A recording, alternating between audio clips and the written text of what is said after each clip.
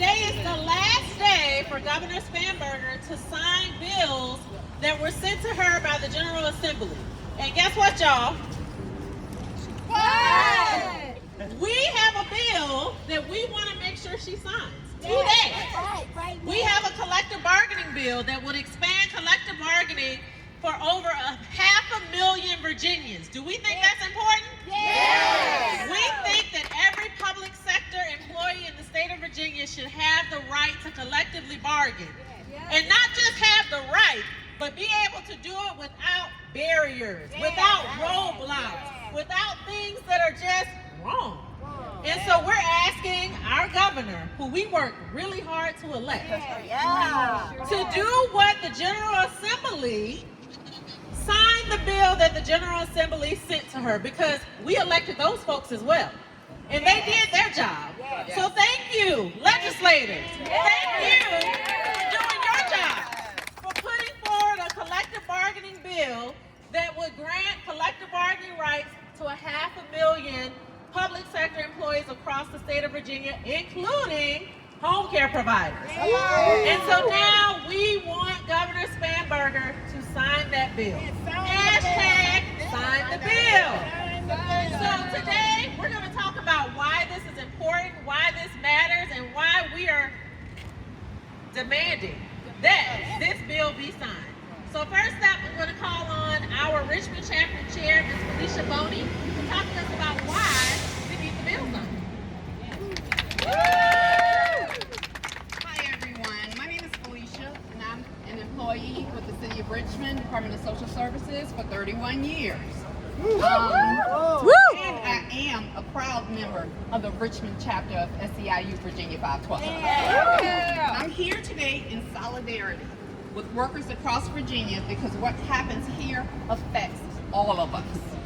When I first decided to join my union, I did so because I heard about the ability to join together with my co-workers to be respected and protected, the ability to engage and fight for wages and benefits. As a public worker in Virginia, I'm so proud of what I do to help keep our state running. I work with incredible people who are dedicated to our state and city and ensuring people get the resources they need. It's common sense for the people who do this work to have a seat at the table. We want a voice to make sure we have the resources we need to deliver the services Richmond deserves. And while I was able to win my union through local ordinance in the city, we know that's not the reality for everyone. Right. Every Virginian who works in public services deserves this freedom. No matter what county, what city, what zip code we live in, we all deserve that seat at the table. Yes. As a proud member of SEIU Virginia 512, I'm here alongside my union siblings in home care. Yes. I know firsthand how critical home care workers are. We cared for my grandmother before she passed, and with the help of home care workers, they made it possible for us to go to work knowing our loved one was cared for. It's all interconnected. When workers across Virginia do better, we all do better. Yes. This fight has been going for decades to get to this moment. And we're not going to slow down now. Not now. Go back.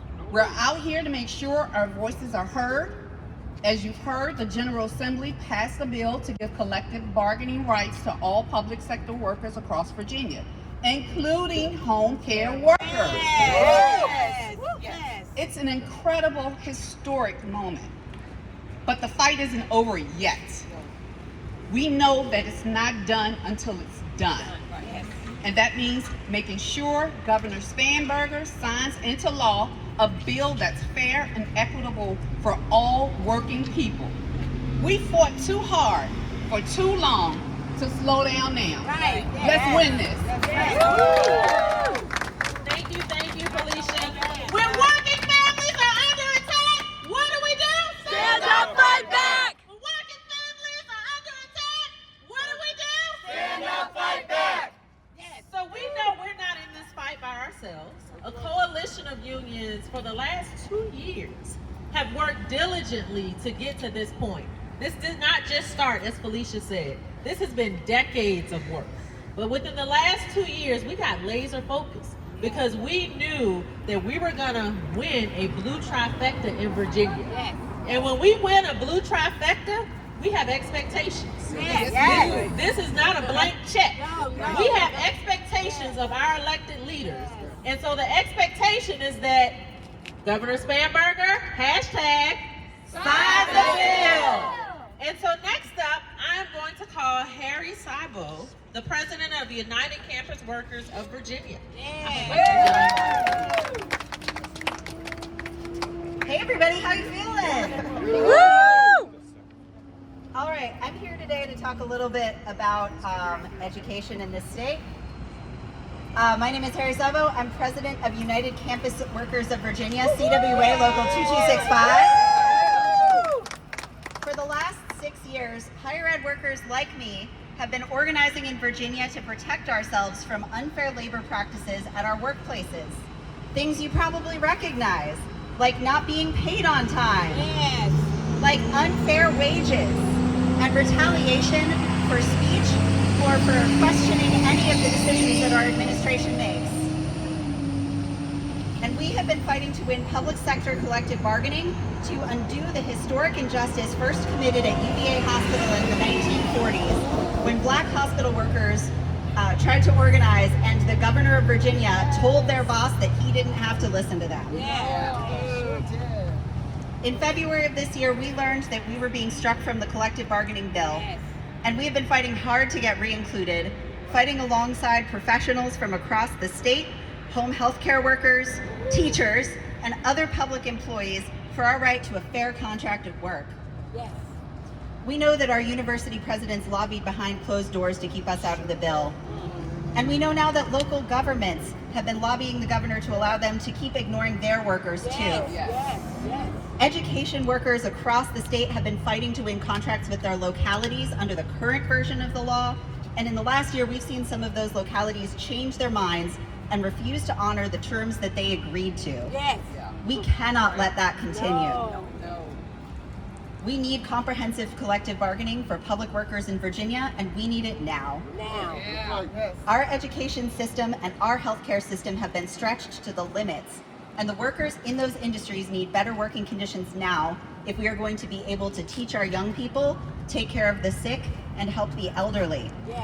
We hope that the governor will listen to the people who make this Commonwealth a great place to live and work. Not local governments, not university top brass, not executives, but the people, the working people of this state who need a seat at the table because we have been on our feet for far too long. Yes, thank you. Thank you so much, Harry. Next up, we are going to call a champion for not just home care workers, but all workers. A longtime member of SEIU Virginia 512 and our home care chapter chair, Athena Jones. Give it up for why we're here today. See, the reality is we have to be history makers in a time where they don't want us to make a sound, to make a voice.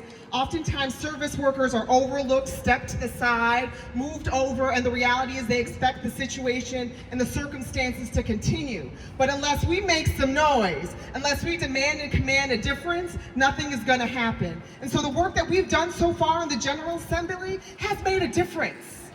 It's made a difference. Hi, my name is Athena Jones. I'm the chapter chair of SEIU Virginia 512 Home Care Chapter. And we continue to have work to do. See, the reality is in order to make history, we have to do the things that people don't want us to do. We have to move in spaces where they say you don't belong. But the reality is when we went to the General Assembly and they did what we were asking them to do, they were able to make the differences. Now there's one more step. Governor Spanberger, do what? Because we're not going anywhere. The reality is we are not going to stop. We know that these institutions are based in systemic racism. In 1943, when those UVA workers decided that enough was enough, they said enough was enough. It didn't matter in 1990. They ended up codifying the inability to collectively bargain in the state of Virginia in the 1990s. But it wasn't until 2026 and how it moved forward because people said enough was enough. And so I love the fact that as a home care worker, we know that if we continue on the same pathway of poor wages, no opportunity to make a living wage, no opportunity to be fully represented at the table, collective bargaining is the only way to fix that system. It is the only way. It is all workers, service workers, campus workers, university workers. We are in this together. And at the end of the day, when we fight, we are going to win. And so when at the end of the day, Governor Spanberger, we're going to say it loud and proud. What are we going to do? We're going to ask her to do what? Sign the bill. Because we got stuff to do. Thank you so much. Thank you so much, Athena, and thank you all for being here today. We know what it takes to win, y'all. And we know that when we show up, when we advocate, when we push, we elect these folks. That's right. And so we have a voice, and we have to use our voice united. Today is the deadline for the governor to either amend the bill or sign the bill. We don't want any horrible amendments in this bill. No. We want to sign the bill. And so let's use our voices, let's use our social media, let's make sure that Governor Spanberger hears from us and knows we want her to do what? Sign the bill. All right, thank y'all for being here. Woo! Are we gonna march? Yes. Okay. We're gonna march up to Yeah. the Patrick Henry building where we know the governor is signing bills because we want her to sign this one.